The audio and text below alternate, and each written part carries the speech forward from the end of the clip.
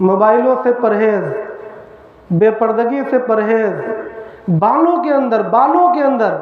ابھی تو بہت زیادہ فیشن چل رہے تھے، لڑکے بھی مبتلا تھے، لڑکیاں بھی مبتلا تھیں، عجیب قسم کے بال بنوائے جا رہے تھے۔ اللہ کے نبی صلی اللہ علیہ وسلم نے منع فرمایا ہے، بالوں کے اندر کوئی فیشن نہیں چلے گا،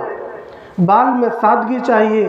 بال میں سنت چاہیے۔ بالوں کے اندر فیشن یہ یہود و نصارہ کا طریقہ ہے، یہ حنود و مشرکین کا طریقہ ہے۔ اگر آج ہم نے ان کی تہذیب کو اپنے گھر میں داخل کر لیا تو محترم بھائیوں اور دوستوں، آپ جانیے کل ان کا دین بھی ہمارے گھروں کے اندر داخل ہو جائے گا۔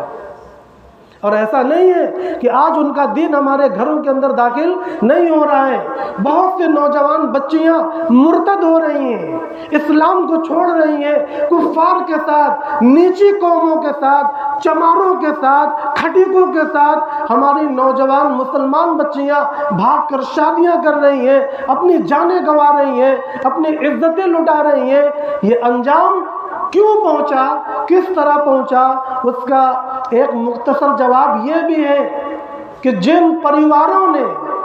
جن گارجینز نے اپنی زندگی میں غیروں کی تہذیب کو قبول کر لیا تھا، ان کے کلچر کو قبول کر لیا تھا، تو ان کے بچوں نے ایک قدم آگے بڑھا کر ان کے دھرم کو قبول کرنا شروع کر دیا ہے۔ یہ سلسلہ یوں ہی چلتا رہے گا، یہ اس وقت رکے گا جب ہم امت مسلمہ کے اندر سے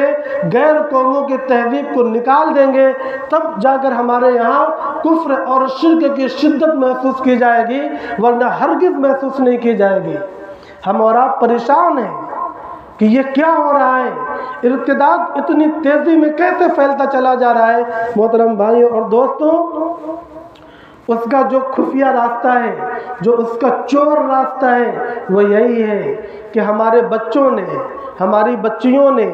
غیر قوموں کی تہذیب، ان کے کلچر، ان کی زبان، ان کا رہن سہن، ان کا پہناوا، ان کو بالکل عام سمجھ لیا۔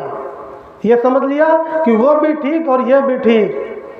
اس پر تو عمل ہوتا نہیں، بس اسی پر عمل ہوتا ہے۔ جب دل کے اندر اس کی خفت آ گئی، اس کا ہلکا پن آ گیا، تو اب اگلا حملہ نفس اور شیطان کا دین ہی ہے۔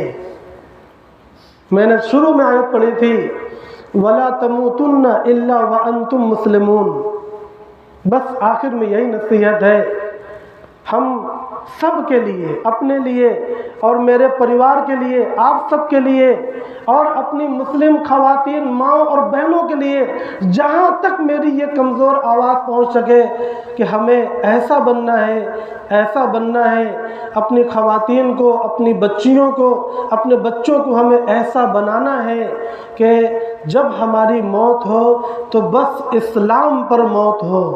جس کی اسلام پر موت ہوگی اس کی کامیابی کی گارنٹی ہے، اور جس کی اسلام پر موت نہیں ہوگی محترم بھائیوں اور دوستوں، تو پھر آخرت اور قیامت اور اس کے بعد دوزخ یہ بہت دردناک ہے۔